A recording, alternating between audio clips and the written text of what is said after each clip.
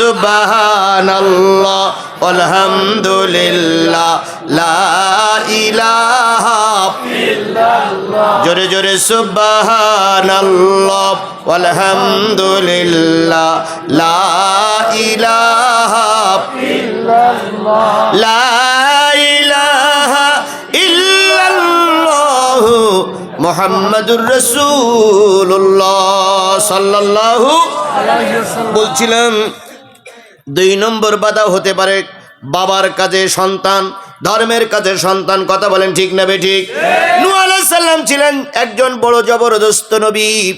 ওই নবী যখন ধর্মের কাজ করতে শুরু করলো, জাতি মেনে নিল না, জাতি তার বিরোধিতা করলো। নূহ আলাইহিস সালামের নাম ছিল শাকের আলাইহিস সালাম।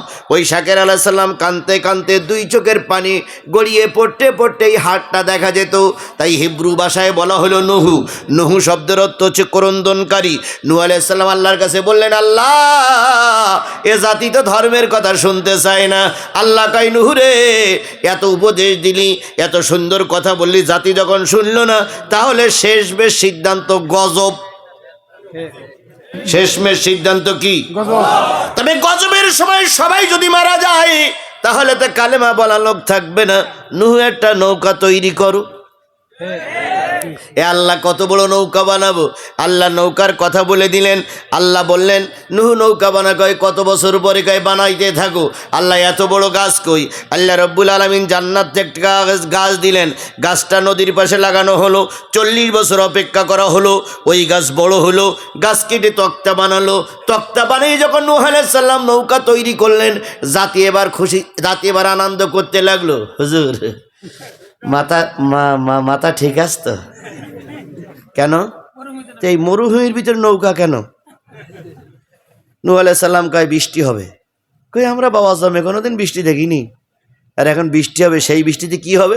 কই সেই বৃষ্টিতে প্লাবন হবে, নিচে দিয়ে পানি উঠবে, উপরে দিয়ে পানি নামবে, বিভিন্ন জায়গার থেকে পানি এসে এই নৌকায় ভাসবে। ওই ভাসমান নৌকায় যারা কালেমাওয়ালা থাকবে তারা থাকবে, আর অন্য লোকদের আমরা উঠতে দেব না। ওরা বললে আপনারও নৌকায় আমরা উঠবো না। ওই নৌকা যাতে উঠতে না পারে সেই কাজ করব। জালেম সরকার, ইসলাম বিদ্বেষী সরকার ঘোষণা করলো, নুহুর কিস্তিটি পায়খানা করলে স্বর্গে যাওয়া যাবে। এখন জালেম সরকারের ফতোয়া কেউ মানে না, কারণ জাতিতে জালেম, ওর ফতোয়া কাজে লাগানো যাবে না। সরকার চিন্তা করলো আমার ফতোয়া জাতি গ্রহণ করতেছে না, এবার নুহুর দলের থেকে কিছু মৌলবী সংগ্রহ করো। মৌলবীরা ফতোয়া দিলে জাতি গ্রহণ করবে। আমাদের মুখী দাড়ি নাই, আমরা ফতোয়া দিলে জাতি গ্রহণ করবে না।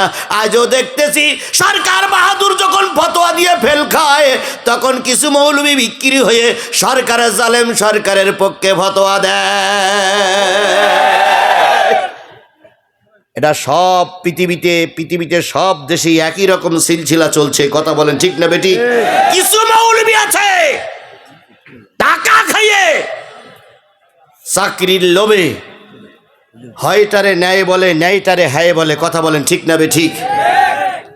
আমার ভাইয়েরা, নূহ আলাইহিস সালামের কিস্তিতে পায়খানা করলে বরকত হবে, স্বর্গে যাওয়া যায়। মৌলবীরা ফতোয়া দিল। এখন সবাই গ্রহণ না করলো, কিছু লোক গ্রহণ করলো। কিছু লোক গ্রহণ করে না, কিছু লোক গ্রহণ করে না। যদি গ্রহণ নাই করবে, তাহলে তাবলিগের ভিতরে সাদ আর জবায়ের পন্থী হইল কি করে? একদল সাদ আর একদল জবায়ের পন্থী হয়। কথা বলেন ঠিক না বেটি? কিছু লোক যদি ফতোয়া গ্রহণ না করে, তাহলে মৌলবী ইমামতি নেচ্ছ 2 লাখ টাকা ঘুষ দিয়ে, তুমি মৌলবী নামের কলঙ্ক। কথা বলে এরকম মৌলবী আমার দেশে আছে না নাই? ঘুষ দিয়ে চাকরি নেই, ঘুষ দিয়ে মতি নেই। এখন এই মৌলবীরা ফতোয়া দিল, জনগণ গণহারে পায়খানা করতে শুরু করলো। মনে করলো হুজুর যখন ফতোয়া দেশে হতেই পারে, জিহাদি সঠিক বলুক আর বেঠিক বলুক, জিহাদির কথা শুনলে কিছু লোক মেনে নিতে পারে। মেনেও নিল। তাই জাতি এবার গণহারে পায়খানা করলো। কিসে যাওয়ার আশায়? স্বর্গে যাওয়ার আশায়। স্বর্গে যাবে না মর্গে যাবে আল্লাহই ভালো জানে। পায়খানা চলতে শুরু করলো। নূহ আলাইহিস সালাম দূরে বসে বসে কান্দে আর কয়, আল্লাহ, ছিলাম ভালোই ছিলাম, তুমি কেনই বা নৌকা তৈরি করতে বললে? এখন গণহারে পায়খানা করতেছে। সবাই সারাদিন পায়খানা করে চলে যায়। সন্ধ্যার সময় নূহ আলাইহিস সালাম যে উকি মেরে দেখে কতটুক ভরল, কয় আল্লাহ 4 ভাগের 1 ভাগ ভরিস। আল্লাহ কয় ধৈর্য ধর। পরের দিন আবার লাইন দিয়েছে, মনে করেন আজকে কাহালুর মানুষ এসে, পরের দিন দুবসেসিয়ার মানুষ, পরের দিন শিবগঞ্জের মানুষ, তারপরের দিন আদমদিঘির মানুষ, তারপরের দিন সান্তাহারের মানুষ লাইন দিয়ে দিয়ে পায়খানা করে আর নৌকার ভিতরে ভর্তি থাকে, ভর্তে একেবারে কিনারা পর্যন্ত চলে গেছে। মুসা নূহ আলাইহিস সালাম কয় আল্লাহ ফুল আর করার মতন নেই, কয় না, কয় এইবার তুই ওখান থেকে সরে যা, আমি পরিষ্কার করতেছি। নূহ আলাইহিস সালাম সরে গেলেন। একেবারে ওই সান্তাহারের শেষ প্রান্তে, নওগাঁর শেষ প্রান্তে মহাদেবপুরীর এক মহিলা, তার সাথ জেগেছে কিসে যাবে, স্বর্গে যাবে, কিন্তু কোন জায়গায় পায়খানা করতে হবে, নুহুর নৌকায় পায়খানা করতে হবে। বুড়ি অনেক কষ্ট করে, অনেক পরিশ্রম করে, 70 বছরের বুড়ি অনেক কষ্ট করে এসে নুহুর কিস্তিতে উঠতেছে। নূহ আলাইহিস সালামকে আল্লাহ যাইতে এবার গেল রে। কয় কেন, কয় এতদিন তো জন যুবকেরা লেগেল, আর এবারে টাটকা বুড়ি লেগেছে, বয়সও 70-এর উপরে। হা হা, আমার দেশে তাই হচ্ছে। দেবর ভাবির সংগ্রাম চলিতেছে। কখনো দেবর কয় এ অফিস আমার, কখনো ভাবি কয় এ অফিস আমার। শুটকি বুড়ি, খেলা চলছে। এই শুটকি বুড়ি মনে করেন আমার রংপুরের শুটকি। বলো আশা করেছে কোথায় পায়খানা করবে, পায়খানা করে কোথায় যাবে, স্বর্গে যাবে। বুড়ি এবার নৌকা ধরে উঠতেছে। নূহ আলাইহিস সালাম দূরে বসে কান্দে আর কয় আল্লাহ জাতি খাটা দেশে। কয় কেন, কয় এবার বুড়ি। আল্লাহ কয় নুহুরে চুপ করে থাক, পায়খানা করলো যারা পরিষ্কার করবে তারা। জাতি দুঃখ নিও না, কষ্ট নিও না, ট্রাইব্যুনাল বানাইছে তারা, ওই ট্রাইব্যুনালে বিচারে ফাঁসিতে ঝুলবে তারা।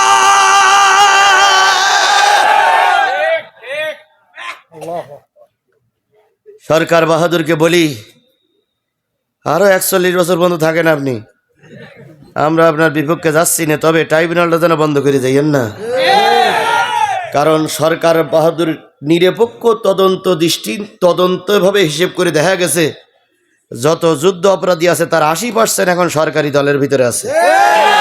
তাহলে 20% ছিল বিএনপি আর জামাত ইসলামের, 20%-এর বিচার হয়েছে, আর 80% এখন আপনাদের দলে আছে। তাহলে ওগুলোর বিচার করার জন্য যদি ট্রাইব্যুনাল বন্ধ করে দেন, আমরা বিচার করবো কোন জায়গায়? এই জন্য ট্রাইব্যুনালটা যেন ঠিক থাকে, ওদের ধৈর্য নিয়ে বিচার করা হবে। আমি জানি এই কথাগুলো কোন জায়গায় ঘা লাগে, এটা আমিও জানি। এই কথাগুলো কার কলিজায় ফুটতেছে এটা আমিও জানি, কিন্তু আমাকে যে বলতেই হবে, আমাকে যে ময়দানে থাকতেই হবে। আল্লামা সাঈদী নয়, মামুনুল হক এখনো বাইর হয়নি, আজারিরে বিদেশে পাঠিয়ে রেখেছো। যদি ময়দান আমরা ছেড়ে দেই, বাতিলেরা ময়দান দখল করবে। এই জন্য রাজপথে জীবন দিতে রাজি, তোমার ময়দান থেকে সরে যেতে রাজি না। নেতা যতই বলেছেন, অন্যান্য মাহফিলগুলো লোক যা দেখেছেন তার চাইতে 10 গুণ লোক এখানে দেখেছেন। কারণ হলো একটাই, সেটা হলো মানুষ হক কথা শুনতে চায়, মানুষ হকের পক্ষে থাকতে চায়, মানুষ জীবনের বাজি নিয়ে হকপন্থী এবং হকের পক্ষে থাকতে চায়। কথা বলেন ঠিক না বেঠিক? এর থেকে বুঝতে হবে মানুষ সত্যের পক্ষে, এর থেকে বুঝতে হবে মানুষ বাতিলের পক্ষে নয়, মানুষ হকের পক্ষে, মানুষ সত্যের পক্ষে। আমার ভাইয়েরা, বুড়ি চলে গেল, 2 নম্বর পয়েন্টের আলোচনা চলছে। বুড়ি চলে গেল পায়খানা করতে, বুড়ি বসেও পড়ল। নূহ আলাইহিস সালাম কয় আল্লাহ এই বুড়ো মানুষের ইজ্জত আমি দেখতে রাজি না। আল্লাহ কয় অন্যদিক ফিরে থাক। নূহ আলাইহিস সালাম অন্যদিকে ফিরে, জাতিরে হাসানোর জন্য বলতেছি না, শিক্ষা নাও। অন্যদিক ফিরে থাকলাম। কিছুক্ষণ পরে হুড়মুড় আকারের একটা আওয়াজ হলো, মনে হলো কে যেন পড়ে গেছে। নূহ আলাইহিস সালাম কয় আল্লাহ এবার তাকাবো? কয় তাকা। হই রই 70 বছরের বুড়ি গেল কই? বুড়ির আর দেখা যায় না। মাঝে মাঝে নৌকার থেকে উতলে আতলে কিছু পায়খানা বাইরে পড়তেছে। নৌকায় আল্লাহ বুড়ি গেল কই? কই বুড়ি ওর ভিতরে পড়িছে, খাচ্ছে। আর এই খাওয়ার হাউ মাউ সরার শব্দে পায়খানা কিছু বাইরে পড়তেছে। কয় আল্লাহ পায়খানা করলো তো ওরা। আল্লাহ কয় পায়খানা করেছে যারা, খেয়ে পরিষ্কার করবে তারা। আইন আদালত করতেছে যারা, তৈরি করতেছে যারা, একদিন ওই আইনের গাড়া কলে পড়বে তারা।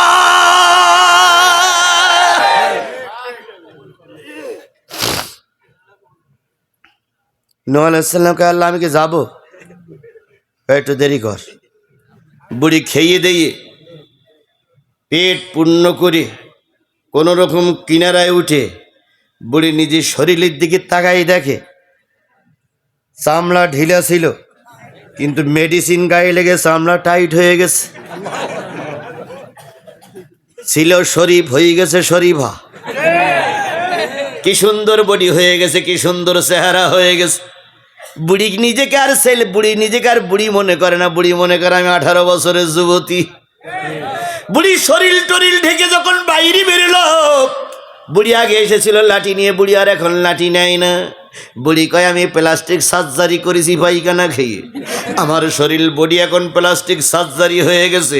এখন আমি নাদুস নুদুস হয়ে গেছি, এখন আমি জামাই খুঁজবো, বিয়ে করব। বুড়ি এখন বিয়ে করার জন্য পাগল।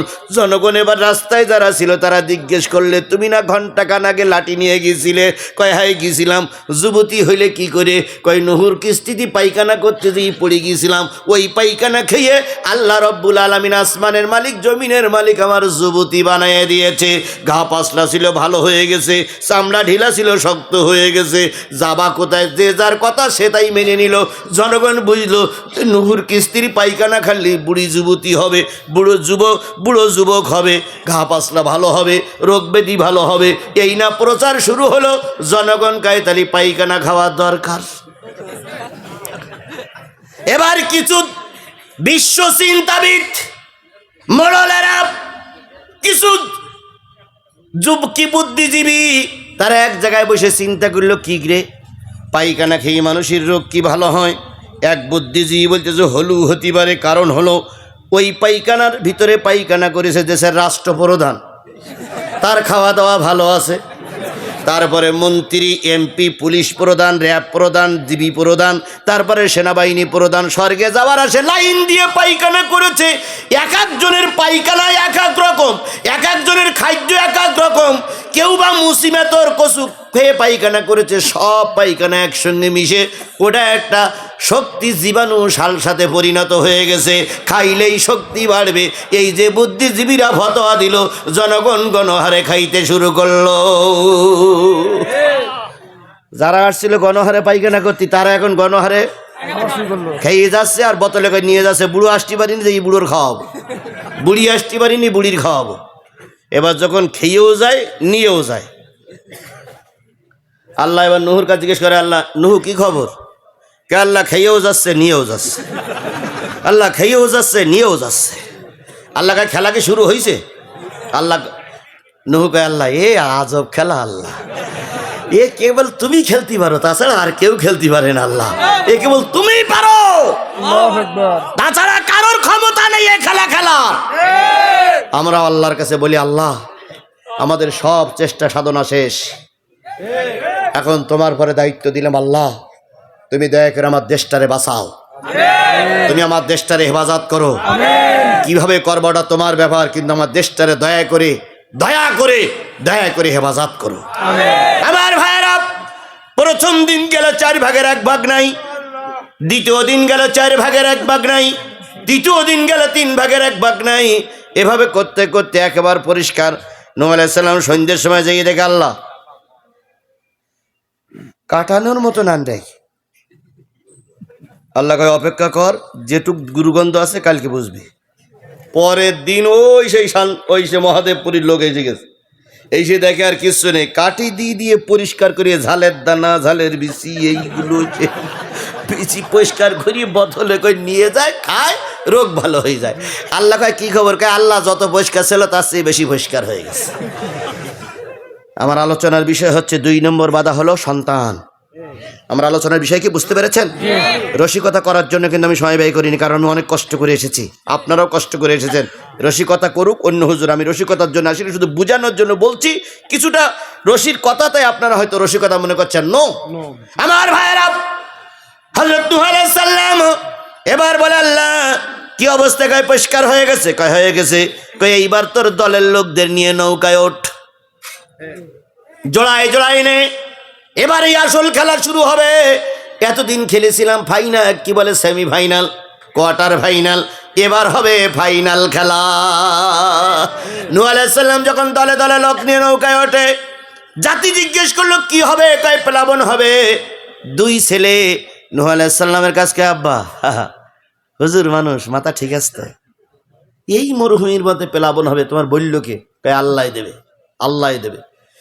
নূহ আলাইহিস সালাম কয় বাজান, তুই আমার সন্তান, তোর মা সারা জীবন আমার বিরোধিতা করেছে, কিন্তু তুই তো আমার জন্ম দেওয়া সন্তান, দয়া করে নৌকায় ওঠ, আমরা বেঁচে যাই। নূহর সন্তানেরা বলে, আমি উঠবো না, আমি উঠবো না, আমি উঠবো না, বরং তুমি যাতে মরো সেই কাজই আমি করব, সরকারের সঙ্গে যোগাযোগ করে তোমার মারার পরিকল্পনা করব। তাহলে নূহ আলাইহিস সালাম ধর্মের কথা বলতেছে, ছেলে বিরোধিতা করতেছে। বন্ধুগণ, নির্ধারিত দিনে নৌকা পানির ভিতরে যখন ভাসতে শুরু করলো, গোটা পৃথিবীর পরে যখন পানি, পৃথিবীতে কোনো পাহাড় পর্বত ছিল না, এমনকি কাবা ঘরও ছিল না। ভাই ভাই ভাই ভাই ভাই কাবা ঘরও ছিল না, কাবা ঘর মাটির সঙ্গে মিশে গেল। ঠিক সেই অবস্থায় নূহ আলাইহিস সালাম যখন কিস্তির পরে ভাসতেছে, ছেলে দুটো বলো, বাবা তুমি যদি কিস্তি নিয়ে উপরে ওঠো, আমরা নদীতে ভেলা বানাই থাকবো, নৌকা বানাই থাকবো। কিন্তু তারপরেও নৌকা ভেলা যখন ডুবে গেল, নূহ আলাইহিস সালাম জিজ্ঞেস করলো, তোমাদের অবস্থা কি? কয় আল্লাহ, বাবা আমি তো মরেই যাব, এখনই মরেই যাব। এবার নূহ আলাইহিস সালাম আল্লাহর কাছে বলল, আল্লাহ যদিও সে আমার শত্রু, কিন্তু সে তো আমার সন্তান, আমি তার বাবা, সে আমারে ভুলে যেতে পারে, কিন্তু আমি তারে ভুলে যাই কি করে? আল্লাহ তুমি যদি একটু অনুমতি দাও, সন্তানের চুল ধরে নৌকায় উঠায় নেব। আল্লাহ রাব্বুল আলামিন বলে দিলেন, ও নূহ, যে সন্তান ধর্মের কাজে বাধা দেয়, ও সন্তানকে সন্তান বলে পরিচয় দিও না। তাহলে বাবা নবী ছেলে বিরোধী মেলে মেলে। আজও দেখতেছি বাবা পক্ষে ছেলে বিরোধী, এরকম বাবা ছেলে এখন আছে না নাই?